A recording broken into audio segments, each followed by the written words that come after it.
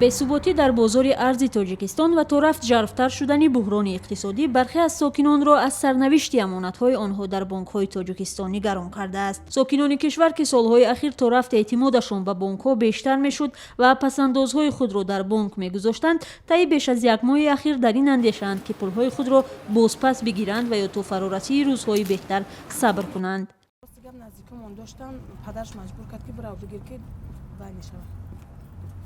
доллар айбайн мерава ё ихелу хелуфтар хела гапо шуд аму фарзандоша маҷбур касе ки бира бигир ба дар кор шуд бачаҳо ба дар кор шуд пул дар кор шуд барои амин гирифтем амин баъди вай вақти кризис шуд лекин агар вайо ба дар кор намешуд намегирифтем. ба фарқ аз ин мусоҳиби мо ки аллакай пасандозашро бидуни мушкил бозпас гирифт, бархе мегӯянд ки наметавонанд ба осонӣ пули худро аз бонк бигиранд. Бонкҳо дар навбати худ таҳлукаи мардумро беҳуда медонанд ва бо бовар мегӯянд бо вуҷуди бархе аз мушкилот низоми бонкӣ устувор асту қобилияти пардохтпазирии худро гум накардаанд. таҳлили Тоҷиксодиротбанк нишон додааст ки аз 5 то 7% пасандозгузорон вобаста ба зарурат барои бозпас гирифтани пасандозҳои худ муроҷиат кардаанд. давраҳои буҳронӣ аслан чунин давраҳо ҳастанд. яъне вақте ки мардум аз дигар ҷо манбаи даромад надоранд, яъне ки тиҷорат коста мегардад, савдо суст мешавад, қобилияти харидории мардум ҳам кам мегардад, бешубҳа онҳо ба маблағҳое ки пасандоз гузошта буданд эҳтиёҷ пайдо менамоянд. чунин ҳолатҳо албатта робитаи наздики мардум бо бонкҳо бисёр аҳамияти муҳим дорад. ҳар қадар мардум бештар ба бонкҳо рӯ биёранд, ҳамон қадар паси сар кардани вазъ осонтар мегардад.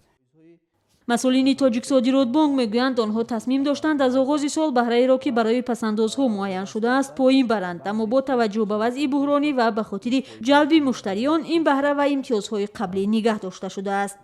ахиран пас аз анҷоми лоиҳаи иқбол мо манзили нав як лоиҳае ҷорӣ кардем, яъне мардум бо гузоштани маблағ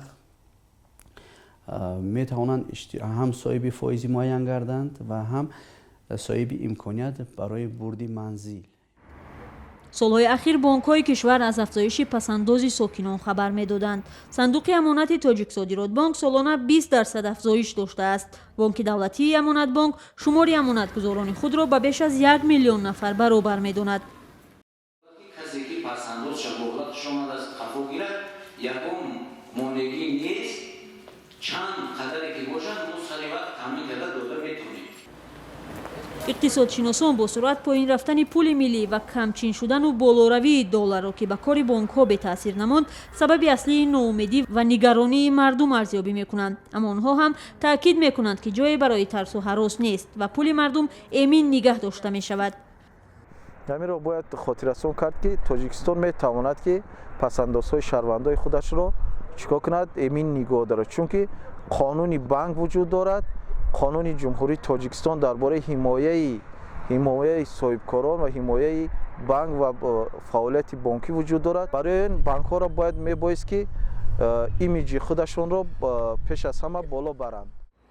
ба иттилои Бонки Миллии Тоҷикистон вобаста ба буҳрони молӣ муроҷиати сокинону соҳибкорон ба бонк зиёд шудааст. мардум аз вазъи пешомада суол ва аз кори бонкҳо шикоят мекунанд, вале масъулини ин бонк мегӯянд ки танҳо Тоҷикистон нест ки дар ин самт мушкил мекашад. ба таъкиди онҳо ин як марҳилаи гузариш аст ва ояндаи наздик вазъ хуб мешавад.